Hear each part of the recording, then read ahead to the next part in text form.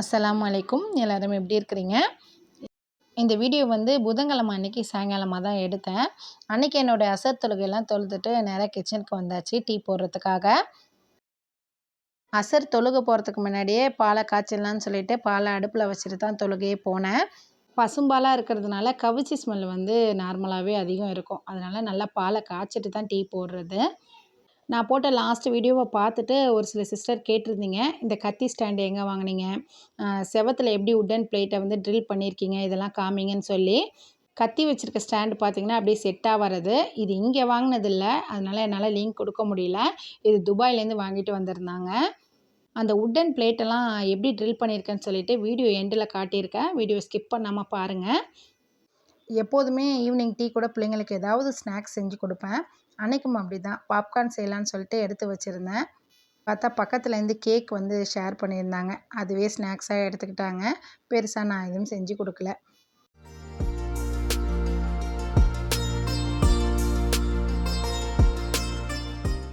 இது மாதிரி பாப்கார்ன் பாக்கெட்லாம் பார்த்தீங்கன்னா, காரைக்கால் சைடு போனால் மட்டும்தான் நான் வாங்கிட்டு வர முடியும். நம்ம ஊரில் கிடைக்காது. ஒரு 4, 5 பேக்கெட் வாங்கிட்டு வந்து ஃப்ரிட்ஜில் ஸ்டோர் பண்ணிப்பேன். என்னைக்காவது பசங்க கேட்கக்குள்ளே எடுத்து செஞ்சு கொடுப்பேன். அன்றைக்கி பாப்கார்ன் பண்ணி கொடுங்கன்னு கேட்டிருந்தாங்க. அதனால தான் எடுத்து வெளியே வச்சுருந்தேன். கேக்கை பார்த்தோன்னே பாப்கார்ன் மேலே இருந்த ஆசை போனதுனால பாப்கார்னை எடுத்து திரும்பி ஃப்ரிட்ஜ்லேயே வச்சுட்டேன். இந்த காய்கறியெல்லாம் வந்து நான் தொழுக போகிறதுக்கு முன்னாடியே கட் பண்ணி வச்சுட்டு தான் போயிருந்தேன். இது எதுக்குன்னா, நம்மக்கிட்ட நைட்டில் டிஃபன் பண்ணி கேட்குறவங்களுக்கு மட்டும் நம்ம ரெடி பண்ணி கொடுத்துக்கிட்டுருக்கோம். அன்னைக்கு பார்த்தீங்கன்னா, ஒரு 4 பேர் மட்டும் டிஃபன் ரெடி பண்ணி கேட்டிருந்தாங்க. 4 பேருமே வந்து சப்பாத்தி தான் கேட்டிருந்தாங்க. எப்போதுமே வந்து கிரேவி வந்து ஈவினிங்கே ரெடி பண்ணி வச்சுருவேன். அன்னைக்கும் அப்படி தான் கிரேவி ரெடி பண்ணிகிட்ருக்கேன். இந்த கிரேவி பார்த்தீங்கன்னா, சப்பாத்தி, பரோட்டா எது கேட்டாலுமே இந்த ஒரு கிரேவி மட்டும் தான் கொடுக்குறது. சப்பாத்திக்கு தனியா, பரோட்டாக்கு தனியாலாம் கொடுக்கறதில்ல. பரோட்டா கூட சாப்பிட்றதுக்கும் சரி, சப்பாத்தி கூட சாப்பிட்றதுக்கும் சரி, இந்த கிரேவி ரொம்பவே நல்லாயிருக்கும். நான் ஏற்கனவே ஒரு ஷார்ட்ஸில் கூட இதை ஷேர் பண்ணியிருக்கேன். இந்த சாப்பாடு ஆர்டர் எடுத்து செய்ய ஆரம்பித்ததுலேருந்தே தெரிஞ்சவங்க, பார்க்குறவங்க எல்லாரும் கேட்குற கேள்வி, இதில் என்ன ஒரு லாபம் இருக்குது? இதை எடுத்து செஞ்சிட்ருக்கீங்கன்னு. இப்படி வீட்லேயே நம்ம சாப்பாடு ரெடி பண்ணி கொடுக்குறப்போ, பெருசாக எதுவும் லாபம்லாம் பார்க்க முடியாதுங்க. அதுக்குன்னு நம்ம லாபம்னு எடுக்காமயும் இருக்க முடியாது. ஓரளவுக்கு வரும். இது வந்து ஹோட்டல் கிடையாது இல்லையா? ஹோட்டல்னால் வெளியில் கடை வச்சுருப்போம். 4 பேர் போகிறவங்க வரவங்கலாம் வாங்கிட்டு போவாங்க.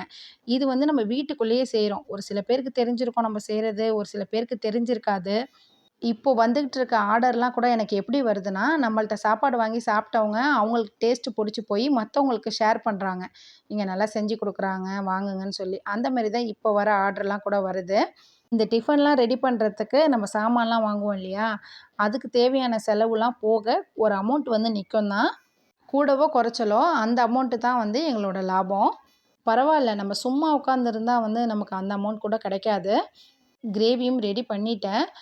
ஒரு சிஸ்டர் கேட்டிருந்தீங்க, ஆப்ப மாவு வந்து நான் எப்படி ரெடி பண்ணுறேன்னு. ஆப்ப மாவுக்கு பார்த்தீங்கன்னா, பச்சரிசி கூட வந்து ஒரு சில பேர் வந்து புழுங்கல் அரிசி, உளுந்து, வெந்தயம் இதெல்லாம் சேர்ப்பாங்க. நாங்க அதெல்லாம் சேர்க்க மாட்டோம். பச்சரிசி கூட வந்து பழைய சாப்பாடு மட்டும் சேர்த்துப்போம். என்கிட்ட இருக்கிற பழைய சாப்பாட பார்த்துட்டு தான் நான் அரிசி எடுத்தேன். நான் 2 கப் அரிசி வந்து ஊற வச்சுருக்கேன். உளுந்துலாம் சேர்க்கலையே, ஆப்பம் சுட்டா சாஃப்ட்டா இருக்குமான்னு கேட்டிங்கன்னா, ரொம்பவே சாஃப்ட்டா இருக்கும். டேஸ்ட்டும் நல்லாயிருக்கும். பழைய சாப்பாடு இருந்துச்சுன்னா, வேஸ்ட் பண்ணாம ஒரு வாட்டி ட்ரை பண்ணி பாருங்க. வெயில் அதிகமாக இருக்குன்னு சொல்லிட்டு, அன்னைக்கு பார்த்தீங்கன்னா, முதல் நாளே சாப்பாடு கொஞ்சம் அதிகமாக செஞ்சு சாப்பிட்டு தான் பழைய சாப்பாடு வச்சுருந்தேன்.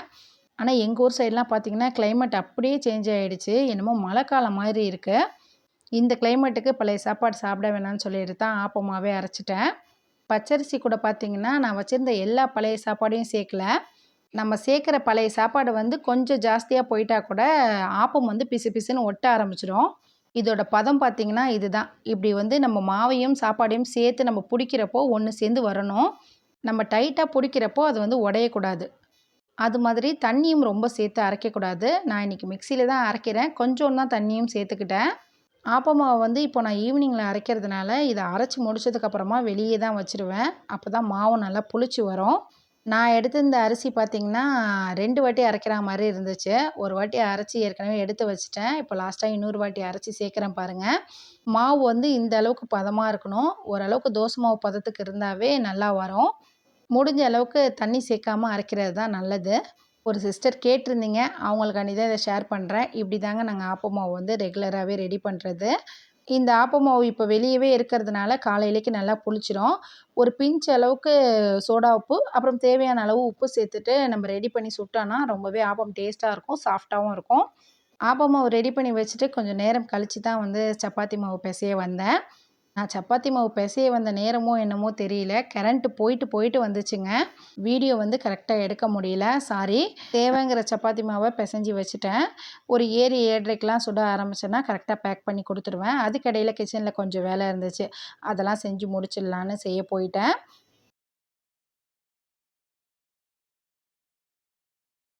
சிங்க்கில் சாமான் பார்த்திங்கன்னா நிறைய சேர்ந்துருச்சு. இன்னும் சாமான் சேர்ந்துச்சுன்னா வேலை ஹெவியாக இருக்கிற மாதிரி ஆகிடும்.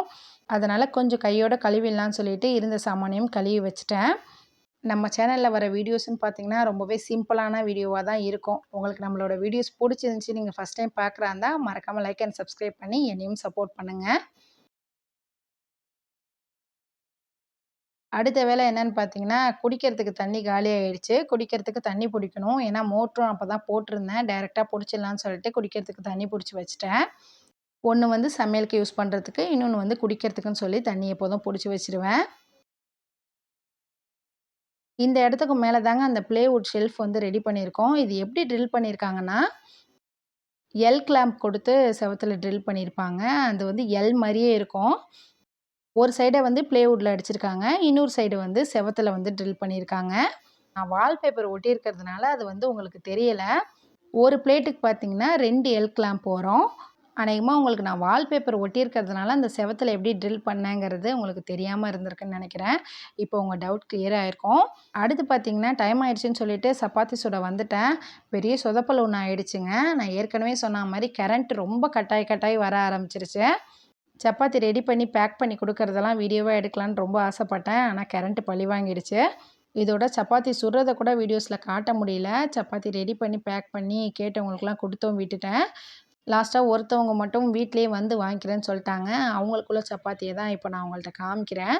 நம்மளுடைய இந்த வீடியோ இதோட முடியுது. இன்ஷா அல்லாஹ் இன்னொரு வீடியோவில் நான் உங்களை கண்டிப்பாக சந்திக்கிறேன். அஸ்ஸலாமு அலைக்கும்.